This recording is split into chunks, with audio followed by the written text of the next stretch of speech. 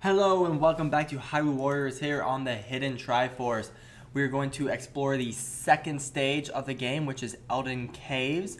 And we have the option of playing as either Link or Impa in this level. But I'm going to go ahead and choose Impa because I chose, I was forced to play as Link in the first stage of the game.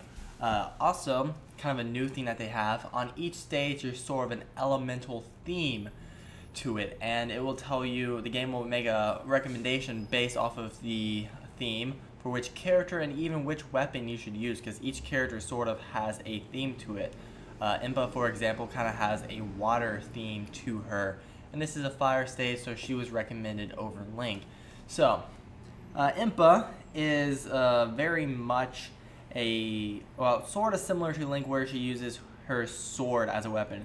But the main difference is that her sword is much, much larger and harder to swing. So while you are actively fighting, you will kind of be taking larger but slower swipes with your sword. So she'll do a lot more damage overall and less hits, but the hits take longer to get off. So it's kind of, I'm actually not a huge fan of her. I've played her in several of the stages since. Not really a fan of playing as her, but there's definitely worse characters in the game. And I do prefer playing Link over her. Anyways, in this level, we are going to be working through several goals. And there's actually some cool objective-based goals, which we will go over when we get to them. But it looks like we are currently needing to find another way around, because this gate is up and there does not seem to be a way to knock it out. So we're going to try and work our way over there. But first we have a couple of, well, looks like there's two keeps. One right there kind of to the east, and then one to the southeast a little bit, that kind of flash towards us. So again, proxy, much like Navi, is going to irritate me just by just tell me what I just learned about. Hey, let's find another way around. Thanks for the advice. If you find that other way around, feel free to point it out to me. So there we go. Now actually she's going to point it out. How convenient.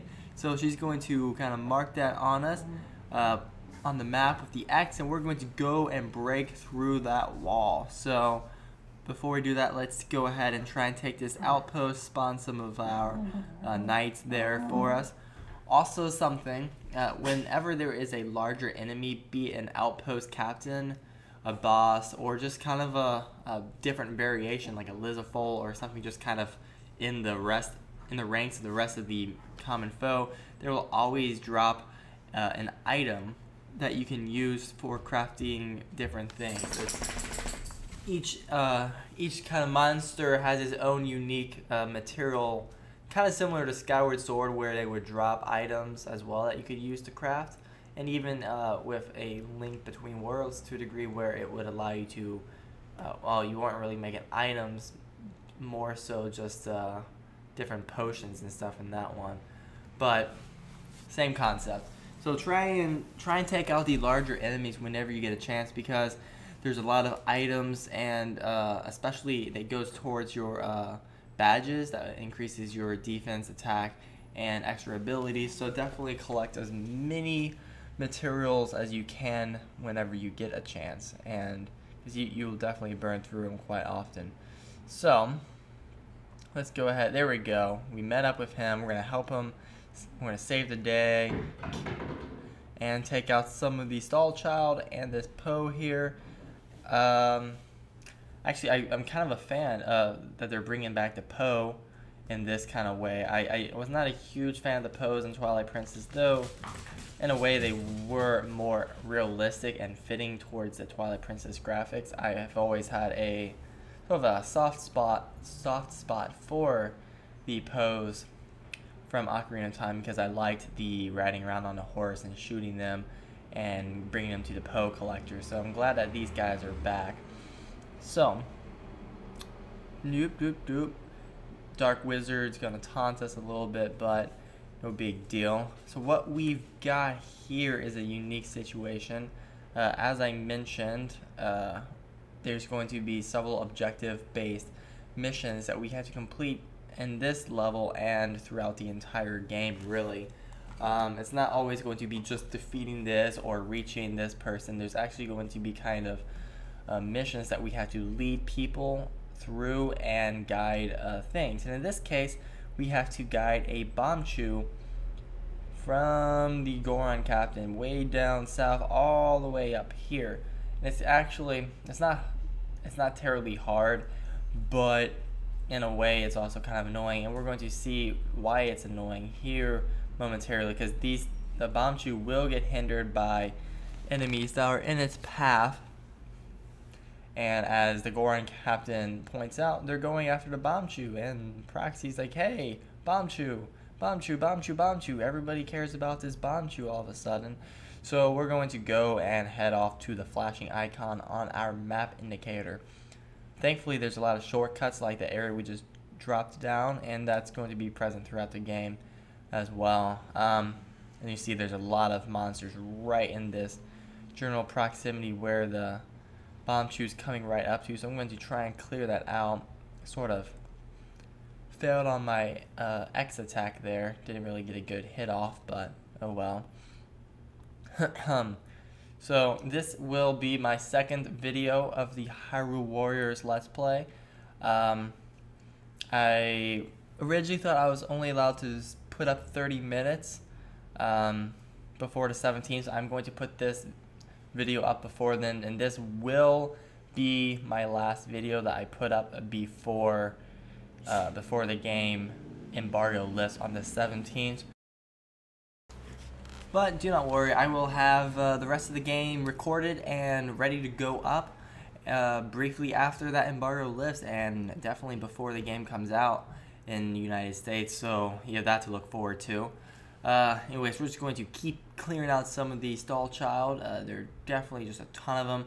If they end up hitting the Bombchus, then it makes the Bombchus stop, and we need to clear them all out of the way. Now this is one of those times where I wish that Impa wasn't so slow at attacking, because even though she takes out a lot of them, it's just so slow that oftentimes I'm sitting there waiting for the Bombchus to move, and just gonna wipe out a ton of these guys at once. There we go. Keep moving, buddy.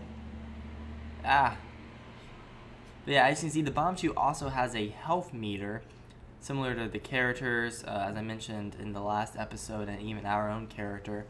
So if the Bombchus gets hit too much, it will explode, and it will be game over, and you have to restart from that checkpoint. So let's try and get rid of this guy. He's going to deal out some serious damage to the Bombchus, and it's kind of cool to see. Again, I'm really loving the concept of this being an army that we are fighting against, and not just random minions hanging out in Hyrule Field, which is often how things feel.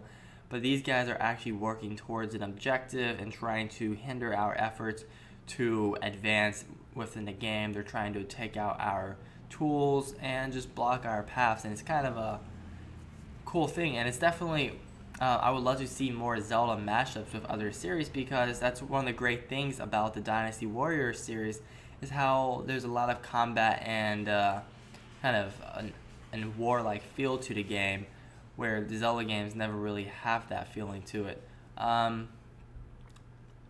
So it would be cool to see what other, hopefully this is just the beginning of a partnership between Nintendo and third-party companies where they kind of mix up the Zelda series some.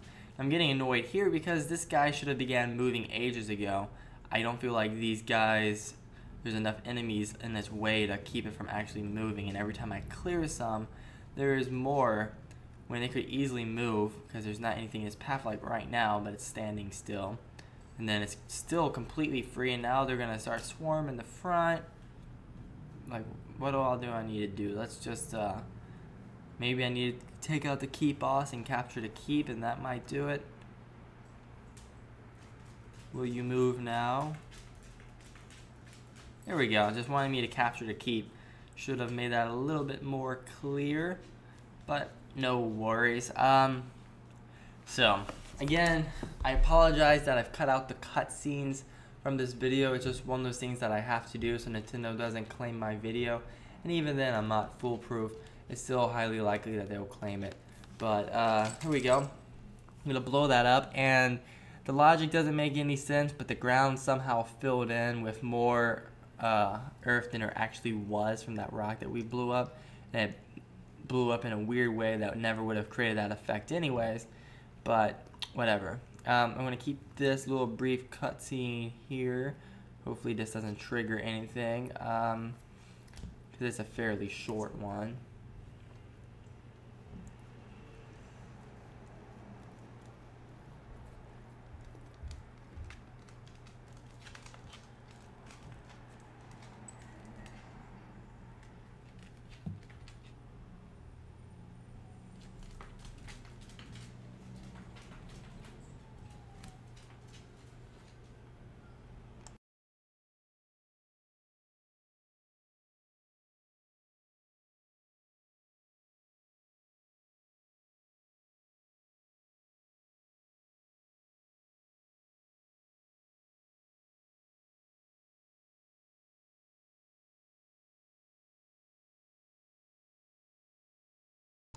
So we now have Sheikah joining us on the battlefield, which is super badass, and I'm really excited for that. Sheikah is one of my favorite characters in the entire Zelda series, as she is for a lot of people, I feel. The Sheikah race have not made very many appearances within the Zelda game, but their intriguing backstory and lore is something that can kind of be seen throughout a lot of the different titles, and at least through different references. And I think that has made the Sheikah very interesting to fans of the Zelda series, where they end up wanting to find out as much as possible. So this is the first, if you want to call it, Zelda game since Ocarina of Time that Sheikah's been in. She's been in the Super Smash games, Melee and Brawl, but this is pretty much it ever since Ocarina of Time. And what's really awesome about this is that Sheikah is still a mega champ. She is super badass and really fun to play as. She's going to be my primary character. Once she is unlocked at the end of this stage, I'm going to be playing me some hella Sheikah. Also, one of the cool things about Sheikah is, well, obviously Sheikah is Zelda. If you've played Ocarina of Time, you will know that. If not, sorry, spoiler alert, Sheikah is just Zelda in disguise. But she has a wide range of attacks, and as we saw in the Super Smash games, she's more than capable of attacking and defending herself. And we're going to see a lot more of that. I will go more into Sheikah's character in Hyrule Warriors in the next episode. Unfortunately for you guys, you have to wait several days before you can actually see me play as Sheikah. So, sucks.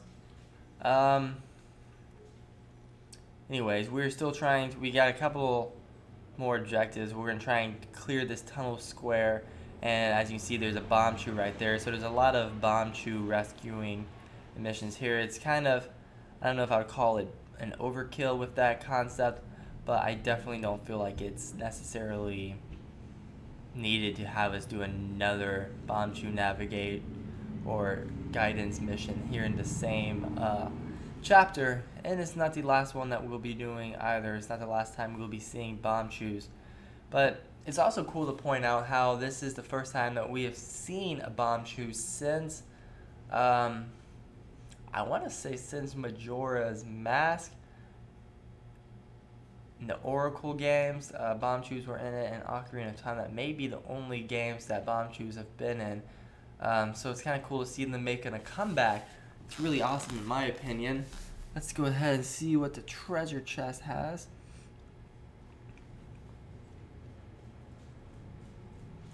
What is it? What could it be? This is a sealed weapon, so we can figure that out later. But also, again, what I really love about this game is it kind of gives context to a lot of things. Like, in the past Zelda games, Link gets Bombchus, but like, why the hell is he getting Bombchus? What are they even there for? And how have these ever been used? But in this game, you see that Bombchus are actually an item of war, and that they're used by engineers, and that they have many actual purposes. These Bombchus are much larger than the ones that we're used to seeing in the other games. But it's just kind of cool to see, like, because you see these guys selling these Bombchus in a shop. Like, why are they selling them? Who is buying these, and why were these ever made of outside of the like random use that Link makes out of them? So it's cool to see some context behind some of the items in the Legend of Zelda series. And there's going to be a lot more of that as the game progresses. Again, none of this game is necessarily canon, which is, I think it would have been cool if they made it canon and try to fit this into the timeline some way, because once the actual plot is sort of revealed upon a little bit more, it actually would have made a really cool entry for the timeline, because the plot of Hyrule Warriors is absolutely fantastic.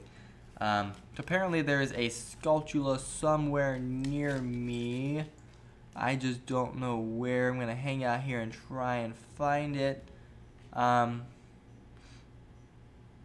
Where could this guy be? I'm looking around on the walls as I'm killing these guys. I'm not really seeing them. He just happened to be in the right area at the right time to find it. He's not in this pot. With my luck, the map's not exactly clear to me. It looks like he's right here in the center, but I am going to assume that he is probably not necessarily in this room or something. It might be right inside, and I might just be absolutely blind, but I'm just going to give up on that while he's gone anyways. So let's go ahead, just leave. I need to head north, because apparently that's in danger of falling.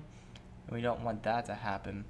Now again, what's cool about this is that you can run, and it's a lot quicker than any of the characters move in any of the Zelda games. Skyward Sword is the only game where you can run without actually having to equip an item, which is kind of cool.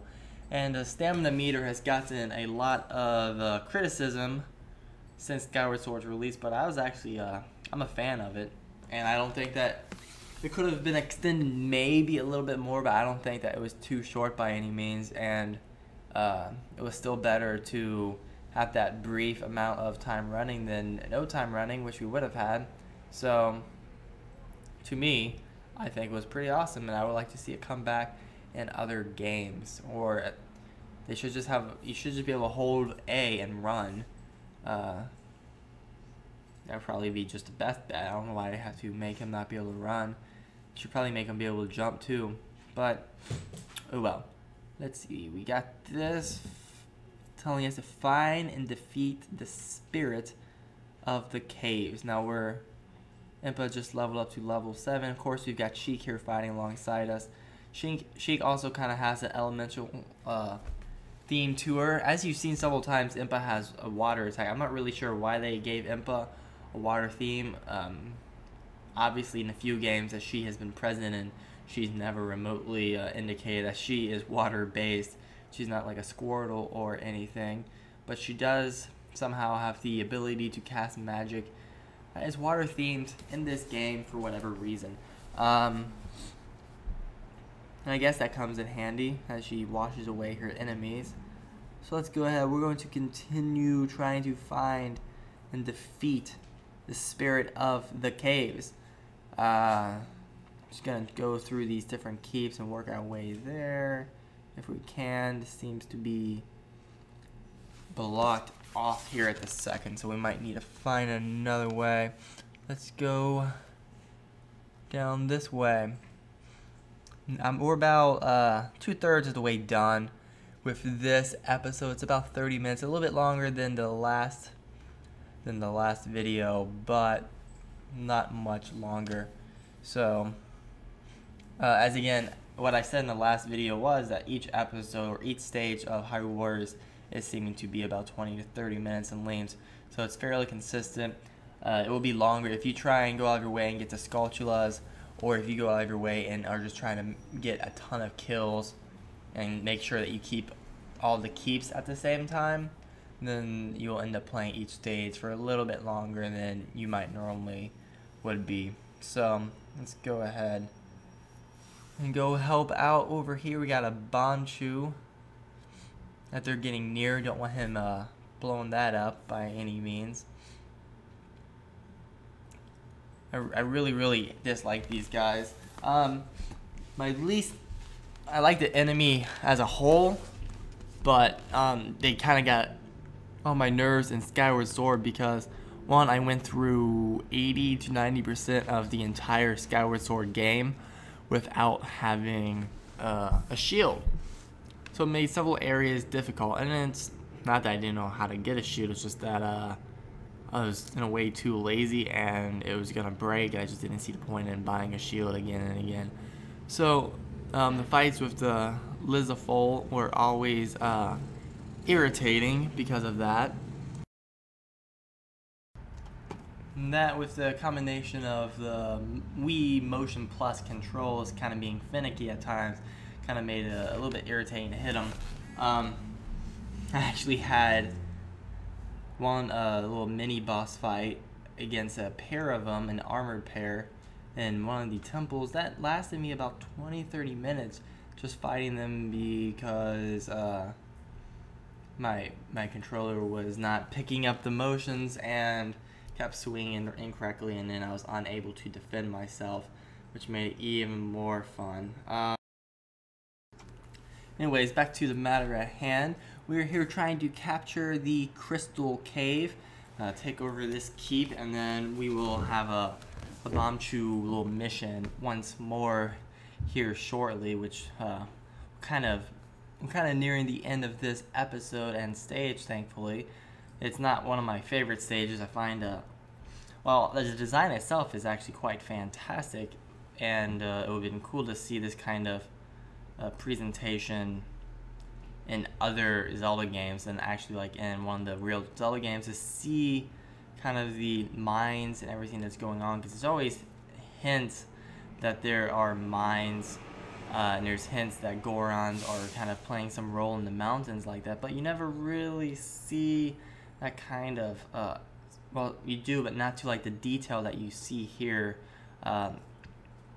I just feel like the designs here in Hyrule Warriors are actually what the designs in the Zelda game should be, and when I'm in these areas in the Zelda games, it should feel and look like this, because this is better than anything I've seen in any Zelda game. In my personal opinion, I might be completely on my own in this one, and you might feel otherwise. Alright, now that we've got that all taken care of, Ninja Person, calling him Ninja Person, will be out in no time. That's cute. There we go. More stones away, so now we have to find a way to blow that up. So Goron Captain is going to appear, and here momentarily we're going to be entrusted with finding a Bombchus that we can navigate to that rock. And what we're trying to do in this episode is just work our way through the mountain, or volcano if you will, and we're not really trying to capture the area, we're just trying to get through so we can force our way through to the other side and continue looking for Princess Zelda, who obviously went missing in the last episode, near the end, right before you fought King Dodongo. Hasn't been seen from since she left the battlefield. So let's see, find Bombchus. We already saw a Bombchus earlier, but apparently they have misplaced it, even though there's a bunch of people. Wasn't found in the stock room, so has it been moving? It makes us walk around the different keeps and just find it on our own. It's kind of a silly thing if you want to get down to it, so let's try and find this guy. I knew where he was. There's a Bombchus. Is this like the wrong Bombchus or something? Why is this not right?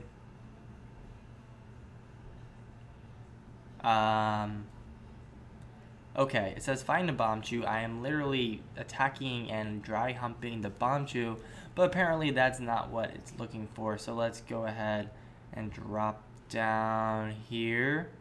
And is there a Bombchus in here? Am I missing something? Apparently there's one in here as well. I guess the other one, there's no purpose of it. It's just kind of hanging out for no reason, and we're not actually going to use it, perhaps. But yeah, I see the Bombchus there. I guess the map indicator should have been a good sign, but it also made sense for me to go back to the one that's just kind of hanging out for half of this episode. So anyways, this game splits off into 3 paths, and they kind of follow the timeline or the design and appearances. 1 of Ocarina of Time, 2 of Twilight Princess, and 3 of Skyward Sword. So it's really kind of cool how they did that. It would have been nice, and I hope that they release some DLC for the game. And they've already confirmed that DLC will be coming out. Some of it free, some of it not free. But I hope they expand the lore or just find a way to add in, like, it would be really sweet to see some Majora's Mask or Wind Waker themed levels. And they would make so much money if they were to do that and do it properly. I mean, I'll buy every single piece of DLC that they release for this game, pending it's not something just like a costume pack. Even if it's like a $2 costume pack, then I would probably buy that. If they make it worth my time and money, I will throw every cent I've got at Nintendo. So let's see what happens. But we are going to first fight Twisted Wizard Wizro, also known as the Dark Wizard, as he's been presenting himself. Keep the monsters away from Bombchus.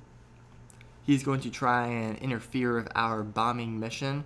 So let's go ahead. We're just blowing everything up willy-nilly. We're not even thinking about the environmental impact that blowing this thing up might have. But we're going to do it anyways. Just bombs are going to take them out. I feel like bombs should have more power to them. I mean, yeah, you're slashing people with a sword, but if a bomb blows up at your feet, you should be losing a leg. You should just be dead. And that's kind of how I felt about bombs throughout the entire Zelda series, where obviously they don't want to make an item super powerful, but when you throw a bomb at Ganondorf in a boss fight, he should not walk right through and shake it off. He should lose a leg, and he should be crippled and falling to the ground. We can then stab him over and over again in the face, but that's obviously not realistic or feasible. It's just kind of me trying to take this game way too seriously for some reason. Oh well. Oh, there's another Bombchus, because of course there was 2 statues that we needed to blow up. I guess maybe this is the other Bombchus that I saw earlier. So this one's under a lot more stress, because we've got the Wizro here, and he's going to apply some pressure. He's just, again, oh cool, I defeated 2,000 enemies. And you see, the number of monsters that you kill will greatly add up over time. It's kind of, it gets fun. I've yet to find it to get repetitive or anything, and I'm probably at least halfway through the game at this point. So let's go ahead and keep killing some more. Maybe I can hit like 100,000 enemies killed by the end of this match. I'm going to activate my magic meter. I'm doing a terrible job trying to track this guy down. Doesn't want to track onto him, but there we go. And if you manage to deplete that white meter, then yeah, you do a ton of damage to him, and you do this really kick-ass move to him. Let's do some more. But he's about 1/3 of his health left. Hopefully we can just get this guy finished and end this episode here soon, because it's a fairly long one. It's obviously who wants to sit through and watch a 30-minute video? Die.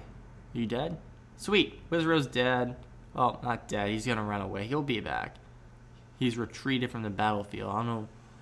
He's obviously a character of importance that we want to prevent from attacking, but yet we always let him get away. It's kind of a weird thing. There's a lot of enemies that we let retreat instead of just finishing off while we're kicking their butt. So we're going to get this guy. We got Gorons helping us, Knights helping us. Everyone's getting along, a big happy family. And where'd this guy go? Come on. To the last pillar, or stone spire. Very technical here. It's a stone spire, so that's gonna blow up. And with this blowing up, we are essentially done with this level. All we have to do is exit through right over here. Of course, there's grass cutting. There can't be a Zelda game without grass cutting. So everyone to the exit. we just gotta wait for everyone to get here now, and that will be the conclusion of this episode. Thank you all for watching episode 2 of my Let's Play Hyrule Warriors for the Nintendo Wii U. I hope you guys will stick around, subscribe, comment, leave me some feedback, and continue to watch the rest of my Let's Play. I will have it out here on the 17th, so stay tuned for that, and have a great one. Bye.